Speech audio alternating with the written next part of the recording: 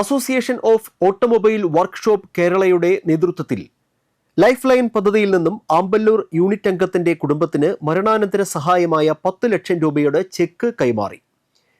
മണ്ണമ്പേട്ട കുറുമാലി വീട്ടിൽ ഗോപാലന്റെ കുടുംബത്തിനാണ് ധനസഹായം നൽകിയത്. Association of automobile workshop Kerala Ampallur യൂണിറ്റിൽ നടന്ന അനുശോചന യോഗത്തിൽ ധനസഹായം കൈമാറി. സംസ്ഥാന പ്രസിഡന്റ് ഗോപകുമാർ, സംസ്ഥാന സെക്രട്ടറി നസീർ കള്ളിക്കാട്, സംസ്ഥാന വൈസ് പ്രസിഡന്റ് മിരാണ്ണൻ, സംസ്ഥാന ജോയിന്റ് സെക്രട്ടറി വിനോദ് കുമാർ, ജില്ലാ പ്രസിഡന്റ് മുരളീധരൻ, ജില്ലാ സെക്രട്ടറി വർഗീസ് ഇരിമ്പൻ, ജില്ലാ ട്രഷറർ ജോജൻ, ജില്ലാ കമ്മിറ്റി അംഗം Manirathan, Amballoor unit president Rajeevan Karod, unit secretary Mohanan, treasurer Akhil, vice president Wilson, joint secretary Saji Mampilly എന്നിവർ സന്നിഹിതരായി. സംസ്ഥാന വെൽഫെയർ ഫണ്ടായ 50,000 രൂപയും ജില്ലാ വെൽഫെയർ ഫണ്ടായ 10,000 രൂപയും യൂണിറ്റ് വെൽഫെയർ ഫണ്ടിൽ നിന്ന് 10,000 രൂപയും ഇതോടൊപ്പം കുടുംബത്തിന് കൈമാറി.